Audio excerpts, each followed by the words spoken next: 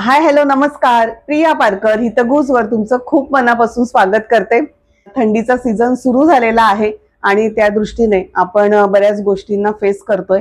मुख्य म्हणजे सर्दी खोकला, हाडं दुखणं किंवा काय खावं काय नाही, पाणी कमी प्यायलं जातंय की थंडी आहे त्यामुळे पाण्याची तहान लागत नाही आणि त्यामुळे काय काय प्रॉब्लेम्स आपल्याला होतात. तर हे सगळं जाणून घेण्यासाठी आज आपण परत भेटतो आहोत डॉक्टर अंकिता यांना. Hello doctor Ankita. हॅलो, नमस्कार मॅम. नमस्कार, कशा आहेत तुम्ही? आम्ही मजेत. छान.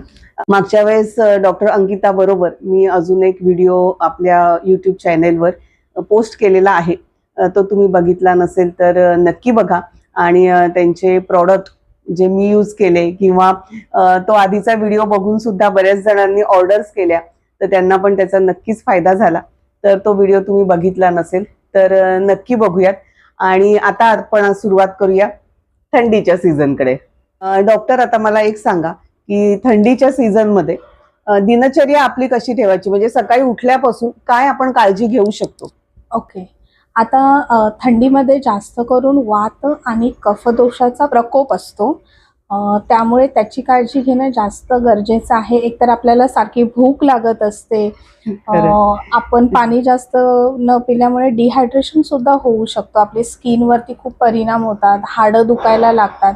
तर ह्या सगळ्यांची काळजी कशी घ्यायची ते त्याच्यासाठी एक प्रॉपर आपली दिनचर्या पाहिजे. व्यवस्थित दिनचर्या असेल तर तुम्हाला अजून वेगळं काही करायची गरज नाही. सगळ्यात पहिला म्हणजे आयुर्वेदामध्ये असं सांगितलं की आपण ब्राह्मी मुहूर्तावर उठायला पाहिजे, म्हणजे सूर्योदयापूर्वी 1.5 ते 2 तास अगोदर उठायला पाहिजे. पण एक चांगली गोष्ट आहे, थंडीमध्ये जास्त लवकर उठायची गरज नाही. सूर्योदयाबरोबर उठलं तरी चालेल, कारण सकाळी वातदोषाचा आणि कफदोषाचा खूप प्रकोप असतो. त्याच्यामुळे उशिरा उठलं तरी चालेल. तर म्हणजे फक्त थंडीच्या सीझन मध्ये उशिरा उठायचं ना? थंडीच्या सीझन मध्ये उशिरा उठायचं, नाही तर लवकर उठायचं.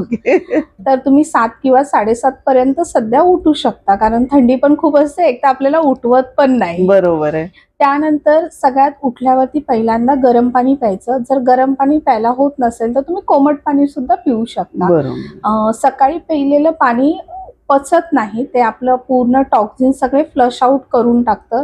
त्याच्यामुळे आपली पचनक्रिया पण सुधारते.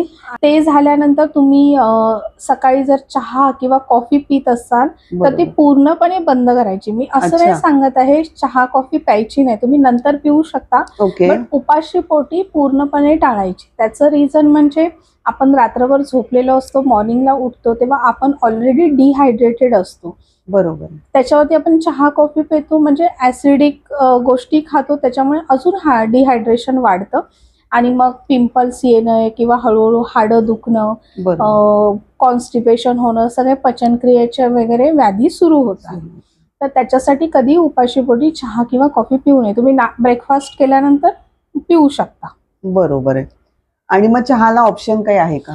तर तुम्ही त्यासाठी हर्बल टी पिऊ शकता. गरम पाण्यामध्ये आपली दालचिनी पावडर टाकायची किंवा जिरा पाणी प्यायचं, आपलं अजवाईन पाणी प्यायचं. तर ते तुम्ही उकळवून पिऊ शकता. त्याच्यात जर तुम्हाला टेस्ट आवडत नसेल तर थोडासा गूळ टाकू शकता. बरोबर. म्हणजे चहासाठी बाकी पण ऑप्शन्स आहेत आणि खरं तर हे जास्त टेस्टी आहे. जर ट्राय केले की आपली कशी चहाची पण टेस्ट हळूहळू एनहान्स होते. बरोबर आहे. पहिल्यांदा आपण चहा पितो तेव्हा आपल्याला आवडत नाही, त्याच्यामुळे ह्या पण हर्बल टीज खूप छान लागतात आणि त्याचा आपल्याला चांगला फायदाही होतो. आणि परत ह्या गोष्टी आपल्या घरातच आहेत. ब्रेकफास्टच्या बाबतीत काही असं सांगू शकाल का? येस, पण मी तुम्हाला ब्रेकफास्टच्या आधी आपण काय काय करायला पाहिजे ते सांगते. मॉर्निंगला उठल्यावरती तुम्ही पहिला पाणी प्यायल्यानंतर तुमचं सगळे रोजचे गोष्टी झाल्यावरती अंघोळीच्या आधी तुम्हाला अभ्यंग करायचा. अभ्यंग म्हणजे बॉडी मसाज करायचा आहे. तुम्ही स्वतः करू शकता. हार्डली 5 ते 10 मिनिटाचा एक कोमट कोणतं पण कोकोनट ऑइल किंवा तिळाचं तेल वापरायचं आणि त्याने मसाज करायचा आणि त्यानंतर अंघोळ करायची. ऍक्च्युली आपण जसं रोज अंघोळ करतो, रोज ब्रश करतो, त्याचप्रमाणे आयुर्वेदामध्ये बॉडी मसाज डेली करायचं असं सांगितलेलं आहे, ऑइल मसाज. पण आपण करत नाही. जर आपल्याला डेली नसेल फॉलो होत तर ऍटलिस्ट वीक मधून 2दा किंवा एकदा तरी आपण फॉलो नक्कीच करू शकतो. हार्डली त्याला एक 10 to 15 मिनिट्स लागतील आणि त्यानंतर अंघोळ करायची. ओके. म्हणजे याचे डबल फायदे आहेत का डॉक्टर, की स्किन पण चांगली राहते जी थंडीमुळे खराब होते ती, येस, हा, आणि ते हाडांना सुद्धा आपल्या एक प्रकारचं ते मसाज Right. तेल मिळतं, त्यामुळे थंडीत जो जास्त प्रॉब्लेम होतो की हाडं दुखतात त्याच्यावर पण हा घरच्या घरी आणि आपण करू शकणारा हा इलाज आहे, असं आहे येस, ना?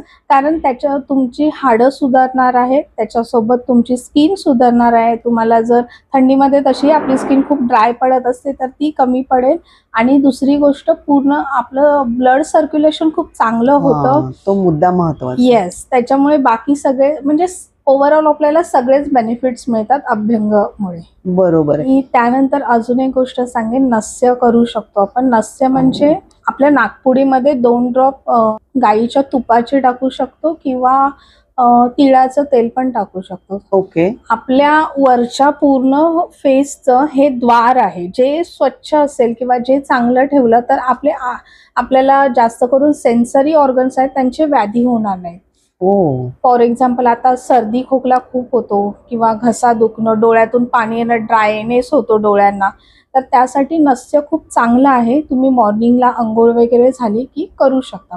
ओके. 2 ड्रॉप असं थोडं वरती मान करायची, 2 ड्रॉप उजव्या आणि डाव्या नागपुडीत टाकायचे. आणि आता आपल्याला खाण्याच्या दृष्टीने काय सांगाल डॉक्टर? आता बाजारात सगळ्या हिरव्या पालेभाज्या आपल्याला मिळतात, लाल माठ मिळतो, मेथी एकदम टवटवीत पानं असतात त्याची. हिवाळ्यात भरपूर पालेभाज्या खा, त्याच्यामुळे आपल्याला चांगलं आयरन मिळतं, व्हायटॅमिन्स मिळतात, खूप चांगले बेनिफिट्स मिळतात. आणि सीझनल व्हेजिटेबल्स कधी प्रिफर करायच्या, त्याच्यामुळे त्याचे बेनिफिट्स, आपलं शरीर आणि निसर्ग तसाच बनलेला आहे, त्या काळात येणाऱ्या भाज्या वगैरे पण त्या आपल्यासाठी बेनिफिशियल्स असतात. बीट, गाजर ह्याचं तुम्ही इन्स्टंट असं लोणचं पण बनवू शकता. बरोबर आहे. आणि बाहेरचं लोणचं खाण्यापेक्षा घरातलं बनवलेलं कधी ते हेल्दी. थोडं खट्टा मिठा एकदम टेस्टी लागतं. भाज्या किंवा फळं किंवा शरीराला आपल्या काय गरमाहट मिळेल याच्या दृष्टीने काही सांगाल का? तर आता आपण जास्त करून काकडी टाळायची, म्हणजे ज्या गोष्टी शीतल आहेत त्या टाळायच्या, आणि ज्या गोष्टी वॉर्म आहेत, जे आपल्याला उष्णता देतील त्या गोष्टी प्रिफर करायच्या. फॉर एक्झाम्पल आता आपण ज्वारी, बाजरी किंवा नाचणी हे भाकरीमध्ये प्रिफर करू शकतो, कारण मिलेट्स थोडे उष्ण असतात खाण्यासाठी. बरोबर आहे. त्याबरोबर आता आपण भाज्या डिस्कस केल्या किंवा जे सीझनल फ्रुट्स मिळतात ते खायचे. त्याच्याबरोबर स्पायसेस ऍड करायचे, आपले वेलची, दालचिनी किंवा काळी मिरी पण आपण घालून छान लागते ते पण. ह्या सगळ्या गोष्टी ऍड करायच्या आणि जेवण गरम जेवायचं. हे पण महत्त्वाचं. असं नाही की आता बनवलंय आणि 4 तासांनी ते परत गरम करायचं, तेव्हा खायचं. आणि जर पॉसिबल नसेल तर जसं आहे तसं खायचं. जेव्हा आपण अन्न परत गरम करतो तेव्हा मग त्यातले न्यूट्रिएंट्स अजून मारले जातात, तर ते बेनिफिशियल नसतं. त्याचप्रमाणे मी अजून एक सजेस्ट करेन की रात्री झोपताना गरम किंवा कोमट हळद घातलेलं दूध प्या. बरोबर. त्याच्यामध्ये तुम्ही दालचिनी पावडर टाकू शकता किंवा केसरचे 1-2 स्ट्रँड्स टाकू शकता. सुगंध पण केशरने खूप छान येतो ना. स्किन पण ग्लो करते. आणि जर आता लहान मुलांना किंवा आपल्याला सुद्धा खोकला वगैरे सारखा, सर्दी किंवा खोकला सारखा चालू होतो विंटरमध्ये, तर त्याच्यासाठी ते दूध तुम्ही डेली प्यायला तर उत्तमच आहे. दुसरं, तुम्ही च्यवनप्राश खाऊ शकता, कारण आता आवळ्याचा सीझन आहे आणि चांगले च्यवनप्राश बाजारात बघितलात तर जास्त करून 80 to 90% ब्रँड असे आहेत की ते खूप साखर वगैरे घालतात. तर त्याच्यापेक्षा तुम्ही कोणी आयुर्वेदिक डॉक्टर असेल किंवा कोणी होममेड च्यवनप्राश बनवत असेल ज्याच्यामध्ये ऍक्च्युअल आवळा असेल, तर ते तुम्ही खाऊ शकता. ते आणि असं नाहीये की च्यवनप्राश फक्त लहान मुलांसाठी चांगला असतो, सगळ्यांची इम्युनिटी बूस्ट करायला ते हेल्प करतं. म्हणजे अगदी लहान बाळापासून अगदी 80-90 वर्षापर्यंत, तर सगळ्यांनी ते ट्राय करायला पाहिजे. त्याच्यामध्ये ऍक्च्युअली काय इन्ग्रेडियंट्स आहेत ते आपल्याला माहित पाहिजे. नाहीतर असं होतं आपण च्यवनप्राशाच्या नावाखाली फक्त साखर खातो, तर ते आपल्याला बेनिफिट नाही होणार. बरोबर आहे. आणि मग घरगुती पण काय आपण थोडंफार सर्दी खोकल्याला किंवा हाडं आपली मजबूत व्हावी यासाठी घरगुती काय आपण उपाय करू शकतो? तर कफसाठी सगळ्यात मेन आहे म्हणजे आपलं मध, हनी. हनी बेस्ट आहे, पण हनी कधी पण गरम नाही करायचं, किंवा कोमट पाण्यामध्ये आपण टाकून खातो तसं नाही खायचं. म्हणजे बरोबर आपण बाकी असाच मध खाऊ शकतो किंवा त्याच्यामध्ये आता लहान मुलांना सर्दी खोकला होत असेल तर ते काढा नाही प्रिफर करत, बरोबर आपण दिला तरी ते पीत नाही. हो. मग त्याच्यापेक्षा आपण त्याच्यामध्ये मधामध्ये वेलची पावडर टाकूया किंवा किसून थोडंसं आलं टाकूया किंवा सुंठ अच्छा. टाकूया, तर ते चाटण त्यांना देऊ ज्याच्यामुळे त्याचा खोकला वगैरे कमी होईल, तर ते आपण ओके. करू शकतो. बरोबर आहे. आणि पर्सनल अजून काही वयोमानानुसारही काही प्रॉब्लेम्स असतील तर ते डॉक्टरांना भेटलेलं Yes, जास्त हां. योग्य. जर म्हणजे मेडिसिन्स पण आहेत, पण ते आयुर्वेदिक डॉक्टर्सना तुम्ही भेटूनच घेतलेलं बेनिफिशियल आहे. बरोबर कारण आहे. स्वतःच्याने कधी मेडिसिन्स घ्यायचे नाहीत. आता हे तुम्ही महत्वाचं आहे. येस, आता सपोज आपल्या दोघांना पण खोकला झालाय, पण तुमचे मेडिसिन्स वेगळे असू शकतात, माझे बरोबर वेगळे आहे. असू शकतात, कारण ते प्रत्येकाच्या प्रकृतीनुसार असतं. असतात. स्किन खूप खराब होते या दिवसांमध्ये. त्या दृष्टीने खाणं पिणं किंवा वरूनही काही आपण अप्लाय करू शकतो ते पण सांगा. ओके. तर सगळ्यात मेनमध्ये विंटरमध्ये हाच प्रॉब्लेम असतो. आपली स्किन खूप एक्स्ट्रीम ड्राय पडते, कधी-कधी फ्लेकी स्किन होऊन हो. जाते आणि कधी-कधी स्कॅल्पमध्ये पण खूप डॅन्ड्रफ होतो किंवा खाज उठत बसते, इचिंग होतं. बरोबर आहे. तर सगळ्यात पहिल्यांदा आहे आपण स्किनची कशी काळजी घ्यायची. मी मगाशी सांगितलं, तुम्ही जर अभ्यंग करत असाल तर तुम्हाला वेगळी काळजी घ्यायची गरज नाही. अच्छा. तुम्ही मॉइश्चरायझर करू शकता, डेली मॉइश्चरायझर लावू शकता किंवा कोणतं तेल वापरू शकता. पिंपल्स नसतील तर तेल वापरू शकता, जर पिंपल्स ओके. असतील तर ते अवॉइड करायचं, नाहीतर पिंपल्स वाढू शकतात. बरोबर. मॉर्निंगला मसाज करू शकता किंवा रात्री झोपताना 1 ते 2 ड्रॉप तुम्ही कोकोनट ऑइल घ्या किंवा आमचं कुंकुमादी तैलम घ्या, त्याने चांगला Yes. मसाज करा छान आणि आहे. आणि किंवा मॉइश्चरायझर यूज करू शकता. स्किन केअरचे जास्त स्टेप्स ठेवायचे नाहीत, कारण ते एकतर फॉलो करायला अवघड पडतं आणि स्किनवरती आपण जे यूज करतो ते एकावर एक लेअर बसतात मग त्याचे, जरी स्किन केअर जरी करत असलो तरी. बरोबर. तर त्याच्यामुळे तुम्ही ऑइल किंवा मॉइश्चराइज करू शकता. ओके. आणि परत जसं तुम्ही खाण्यापिण्याचं सांगितलं की फळं आणि गरम भाज्या पाणी खा, जास्त प्या. त्याच्यानेही फरक पडतो. येस, कारण स्किन कशी मग हायड्रेटेड राहते, ड्राय ओके. पडत नाही. मॉर्निंगला कोवळ्या उन्हात बसा, त्याच्यामुळे व्हिटॅमिन डी मिळेल, व्हिटॅमिन डी पण मिळेल, एक चांगली वाईब मिळते, दिवसाचा एक टोन सेट होतो, त्याच्यामुळे एक अरे वा. पॉझिटिव्हिटी पण येते. त्याच्यासोबत थोडा एक्सरसाइज करा, योगा करा, प्राणायाम करा, जे तुम्हाला आवडतं ते करा. बरोबर आहे. असं काही नाहीये की 1 तास करायला पाहिजे, 15 मिनिट्स केलात तरी खूप आहे. बरोबर. आणि दुसरी गोष्ट म्हणजे आता थंडीमध्ये आपल्याला खूप भूक लागते. हे आहे. 2-2 तासाने आपल्याला खावं वाटतं. आता तिळाचे लाडू घरात बनतील, वेगवेगळे लाडू बनतील. दिवाळी म्हणूनच विंटर सीझन मध्ये येते. आता आपलं नेचरचं हे असं झालंय, मागे पुढे होतंय. खरंय. बट ते सण पण आपले तसेच बनलेले आहेत की ते विंटरमध्येच खातात. संक्रांतीला आपण तिळाचे लाडू खातो, मग तेव्हा थंडी का असते, तर ते सगळं एकमेकांना कोरिलेट करतं. बरोबर. तर आता त्याच्यासाठी पण चांगले स्नॅक्ससाठी हेल्दी ऑप्शन चूज करा. वेगवेगळ्या प्रकारचे लाडू खा किंवा चिवडा वगैरे खाऊ शकता, मखाना वगैरे किंवा बरोबर. पोह्यांचा चिवडा पण तुम्ही खाऊ शकता. शक्यतो फ्राईड फूड थोडं टाळा. गाजराचा हलवा खाऊ शकता, आता त्याचं सीझन पण येईल, तर बाकी तुम्ही गोष्टी खाऊ शकता. पण डॉक्टर, गोड असे पदार्थ तुम्ही खूप सांगितले, पण मग डायबिटीस किंवा हे त्याच्या संदर्भात कसं काय त्याच्यावर उपाय करणार आपण? आता मी असं नाही बोलणार की पूर्ण तुम्हाला अवॉइड करायला पाहिजे. Balance is the key. शेवटी बॅलन्समध्ये सगळं खाल्लं प्रमाणात काही होत नाही. पण मी असं सांगेन की रिफाईंड शुगर यूज करण्यापेक्षा आपली मिश्री, जी धागावाली हो, शुगर हो, हो. असते, साखर असते, ती वापरा किंवा गूळ वापरा, जो चांगला ऑर्गॅनिक पद्धतीने बनवलेला असेल. तर बरोबर ते आहे. तुम्ही ऑप्शन्स ट्राय करू शकता. खरंय खरंय.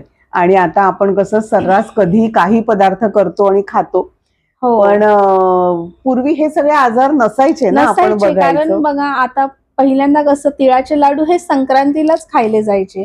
पुरणपोळी फक्त होळीलाच बनायची. आता खरं. आपण कधी वाटलं, क्रेविंग झाली, बनवली, ऑर्डर केली, त्याच्यामुळे ते कधी खाल्लं जातं, त्या फूडची पण आपण व्हॅल्यू ठेवत नाही आणि तो एक कधीतरी पुरणपोळी खाल्ल्यावरची टेस्ट येते ना, ती आता नेहमी खाऊन नाही. नाहीये. आणि त्यामुळे मग आपलं पण शरीराचं चक्र पण बिघडतं ना डॉक्टर? येस. आता आपण ते अगोदर कसं कधीतरी पुऱ्या वगैरे खायचो, त्याच्यामुळे काही हो. त्रास होत नव्हता. खरंच आता आहे. काय झालं की खातो आपण, बरोबर आहे. त्याच्यामुळे आपल्या हेल्थवरती त्याचे खूप परिणाम होतात. थोड्या थोड्या प्रमाणात होत असतात, आपल्याला कळत नाही. मग बरोबर अचानक आहे. आपण आपल्या आजूबाजूला पण बघतो की कोणाला तरी आपल्याला कळतं, अरे ह्याला लगेच एवढ्यात कसा कॅन्सर झाला, पण त्याच्या शरीरावरती आधीपासून हो. परिणाम होत असतात थोडे बरोबर थोडे. आहे. आता ह्याचं मी अजून एक क्लासिक एक्झाम्पल सांगेन की हाडं वगैरे दुखतात किंवा संधिवाताचा त्रास होतो, तर बरोबर. जेव्हा आपण मॉर्निंगला चहा आणि चपाती खातो त्याच्यामुळे हे आजार पुढे खूप होतात. आता आपण जर बघितलं तर मुंबईमध्ये तर 70% घरात मॉर्निंगला चहा चपाती हेच खाल्लं जातं. येस. तर तो एक विरुद्ध आहार आहे. चपाती असते, गोड असते आणि हे ॲसिडिक नेचरमध्ये हो. असतं. तर त्याचं जे कॉम्बिनेशन आहे त्याच्यामुळे आपल्याला हळूहळू आमवात वाढतो आणि मग हळूहळू तो संधिवातामध्ये त्रास होतो. आपल्याला कळत पण नाही तो कधी झालाय, म्हणून छोट्या छोट्या गोष्टी अगोदरपासून फॉलो केल्या तर पुढे जास्त त्रास होणार नाही. बरोबर आहे. मग काय साधारण ऑप्शन आपण नाश्त्यासाठी चूज करू नाश्त्यासाठी शकतो? मी म्हणेन आपण कांदे पोहे खा किंवा उपमा खा किंवा वेगवेगळे चीला बनवू शकता किंवा अगदीच तुम्ही थालीपीठ बनवू शकता. Yes, best. आठवड्यातून एकदा आंबवलेले पदार्थ म्हणजे इडली, डोसा खाऊ शकता, बरोबर आहे. घावन बनवू शकता. तर बरोबर. हे जास्त आपले जे ट्रॅडिशनल गोष्टी आहेत त्या जास्त खाल्ल्या तर बेनिफिट्स पण त्याला आपल्याला जास्त चांगले आहेत. मिळतात. बरोबर आहे. आता जे गोड जास्त खाणारे आहेत त्यांनी लक्षात ठेवा की त्या सणाला जे जे खाणं योग्य आहे तेच खा, म्हणजे घरातली मंडळी तुम्हाला नाही म्हणणार नाही. डॉक्टर, आता खाण्याचं झालं, स्किनचं झालं, केसांचं ह्या दिवसांमध्ये खूप त्रास होतो, म्हणजे डॅन्ड्रफ होणं किंवा इतके फ्रीझी होतात केस. थंडी असल्यामुळे जास्त आपण धुवू पण नाही शकत, पण त्यांचं व्यवस्थित ते मेंटेन पण करायचं, तर त्याबद्दल बोला. तर सगळ्यात पहिल्यांदा 2 ते 3 वेळेला आपल्याला आठवड्यातून केसांना तेल लावायला पाहिजे. बरोबर आहे. आणि केसांना तेल लावताना ते पूर्ण चपचपून लावायची काहीच गरज नाही, फक्त स्काल्पना लावायचं. हार्डली आपल्याला 5-6 ड्रॉप तेलाचे खूप होतात. फक्त स्काल्पना लावायचं, थोडा मसाज करायचा आणि तेल थोडं गरम करून लावायचं, ओके. ज्याच्यामुळे ते ऍब्झॉर्ब व्हायला मदत होते, लवकर ऍब्झॉर्ब होतं. बरोबर आहे. मेन काम केसांचं इथेच मुळांचंच. असतं. हा, जर तुमचं स्कॅल्प इचिंग होत असेल किंवा ड्राय होत असेल, डॅन्ड्रफ होत असेल सारखा, तर बरोबर. मी तुम्हाला एक हेअर मास्क सांगते. मंडळी नोट करा. कडुनिंबाची पानं घ्या, कापूर घ्या, मेथीची पानं किंवा आपली मेथीचे दाणे पण चालतील, दही घ्या. हे सगळं मिक्स करा मिक्सरमध्ये. चांगला त्याचा एक हेअर मास्क तयार होईल. तो पूर्ण स्काल्पला लावा. त्याला अर्धा ते पाऊण तास तसंच ठेवा. ओके. आणि त्यानंतर तुमच्या शॅम्पूने, माइल्ड शॅम्पूने केस धुवा. रोज तुम्ही थोडा थोडा मसाज करा केसांना. जरी तेल लावत जरी नसला तर सिरम लावा किंवा असाच मसाज करा, ज्याच्यामुळे मुळांचं ना ब्लड सर्क्युलेशन वाढेल आणि हेअर ग्रोथ चांगली होईल. हो. आणि आता थंडीमध्ये तर जरा जास्तच केसांची काळजी घ्यायला पाहिजे, कारण बरोबर खूप आहे. ड्राय पडतात. तुम्ही ॲलोवेरा जेल लावू शकता किंवा कोणतं हेअर सिरम जे विदाऊट केमिकल्स असेल तर ते सुद्धा तुम्ही यूज करू शकता. थंडीच्या सीझन मध्ये घरगुती काय काळजी घ्यायची हे आपल्याला डॉक्टर अंकिता यांनी सांगितलंय. डॉक्टर, तुमचे काही प्रॉडक्ट तुम्ही सजेस्ट करू शकाल का? ओके, तर हा आमचा विंटर केअर कॉम्बो आहे. यामध्ये कुंकुमादी तैलम आहे, लिप बाम आहे आणि ह्यामधलं दोघांमधलं एक तुम्ही सिलेक्ट करू शकता. ओके. ओके, तर मी प्रत्येक प्रोडक्टची तुम्हाला इन्फॉर्मेशन देते, काय आहे, कशावरती आहे. चालेल. सगळ्यात पहिल्यांदा हा लिप बाम आहे. जो पिगमेंटेशन असेल, आता ड्राय लिप्स पडतात, स्किन पण निघते कधी कधी, तर त्याच्यासाठी हा बेस्ट आहे. तुम्ही दिवसातून 2 वेळेला यूज करू शकता. बरोबर. हा पूर्णपणे आयुर्वेदिक आहे, शिया बटरने बनलेला आहे. प्लस त्याच्यात मंजिष्ठा आहे, लोद्र आहे, ज्याच्यामुळे जे आयुर्वेदिक हर्ब्स आहे त्याच्यामुळे पिगमेंटेशन कमी व्हायला मदत करतं. बरोबर. दुसरं म्हणजे हा आमचा बेस्ट सेलिंग प्रोडक्ट कुंकुमादी तैलम आहे. सॅफ्रॉनने बनवलेला प्रोडक्ट आहे, जे तुम्ही रात्री झोपताना 2 ते 3 ड्रॉप्स फेसला लावू शकता, मसाज करू शकता. त्याच्यामुळे आता स्किन ड्राय तर पडणार नाहीच आणि पिगमेंटेशन, ॲक्ने मार्क्स असतील तर ते कमी होतील. बरोबर. त्यानंतर हे 2 मॉइश्चरायझर आहेत. एक आहे ते केसर माखन आहे, जे कम्प्लिटली घीने बनलेलं आहे. त्याच्यामध्ये घी आणि सॅफ्रॉन ह्या 2च गोष्टी आहेत.